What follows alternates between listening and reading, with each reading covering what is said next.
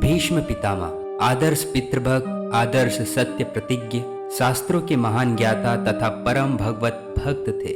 इनके पिता भारतवर्ष के चक्रवर्ती सम्राट महाराज शांतनु तथा माता भगवती गंगा जी थी। महर्षि वशिष्ठ के शाप से थ्यो नामक अष्टम वसु ही पितामह भीष्म के रूप में इस धराधाम पर अवतीर्ण हुए थे। बचपन में इनका नाम देवव्रत था। एक बार इनके पिता महाराज शांतनु कैवर्त राज की पालिता पुत्री सत्यवती के अनुपम सौंदर्य पर मुग्ध हो गए। कैवर्त राज ने उनसे कहा कि मैं अपनी पुत्री का विवाह आपसे तभी कर सकता हूँ जब इसके गर्भ से उत्पन्न पुत्र को ही आप अपने राज्य का उत्तराधिकारी बनाने का वचन दे। महाराज शांतनु अपने शीलवान पुत्र देवव्रत के साथ अन्याय नहीं करना चाहते थे, अतः उन्होंने कैवर्त राज की शर्त को अस्वीकार कर दिया। किंतु सत्यवती की आसक्ति और चिंता में वे उदास रहने लगे। जब भीष्म को महाराज की चिंता और उदासी का कारण मालूम हुआ, तब इन्होंने कैवर्त राज के सामने जाकर प्रतिज्ञा की कि आपकी कन्या से उत्पन्न पुत्र ही राज्य का उत्तराधिकारी होगा। जब कैवर्त राज को इस पर भी संतोष नहीं हुआ, तो इन्होंने आजन्म ब्रह्मचर्य का पालन करने का दूसरा प्रण लिया। देवताओं ने इस भीष्म प्रतिज्ञा को सुनकर आकाश से पुष्प वर्षा की और तभी से देवव्रत का नाम भीष्म प्रसिद्ध हुआ। इनके पिता ने इन पर प्रसन्न होकर इन्हें इच्छा मृत्यु का दुर्लभ वरदान प्रदान किया। सत्यवती के गर्भ से महाराज शांतनु को चित्रांगद और विचित्र वीर नाम के 2 पुत्र हुए। महाराज की मृत्यु के बाद चित्रांगद राजा बनाए गए, किंतु गंधर्वों के साथ युद्ध में उनकी मृत्यु हो गई।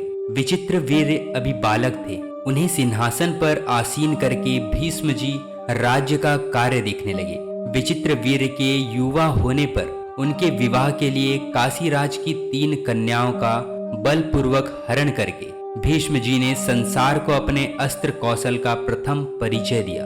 काशी नरेश की बड़ी कन्या अंबा साल्व से प्रेम करती थी, अतः भीष्म ने उसे वापस भेज दिया, किंतु साल्व ने उसे स्वीकार नहीं किया।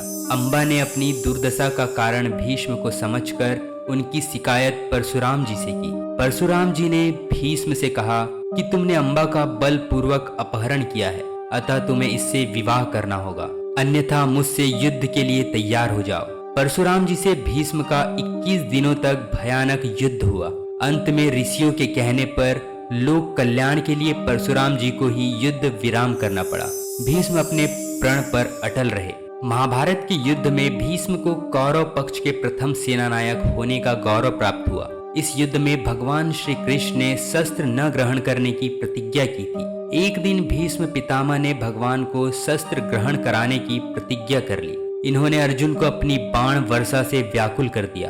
भक्त वत्सल भगवान ने भक्त के प्राण की रक्षा के लिए अपनी प्रतिज्ञा को भंग कर दिया और रथ का टूटा हुआ पहिया लेकर भीष्म की ओर दौड़ पड़े। भीष्म पितामह मुग्ध हो गए भगवान की इस भक्ति वत्सलता पर। 18 दिनों के युद्ध में 10 दिनों तक अकेले घमासान युद्ध करके भीष्म ने पांडव पक्ष को व्याकुल कर दिया और अंत में शिखंडी के माध्यम से अपनी मृत्यु का उपाय स्वयं बताकर महाभारत के इस अद्भुत योद्धा ने सरसैया पर शासन किया। शास्त्र और शस्त्र के इस सूर्य को अस्त होते हुए देखकर भगवान श्री कृष्ण ने इनके माध्यम से युधिष्ठिर को धर्म के समस्त अंगों का उपदेश दिलवाया। सूर्य के उत्तरायण होने पर पीतांबरधारी श्री कृष्ण की छवि को अपनी आंखों में बसाकर महात्मा भीष्म पितामह ने अपने नश्वर शरीर का त्याग किया। तो बस यहीं तक था आज का वीडियो।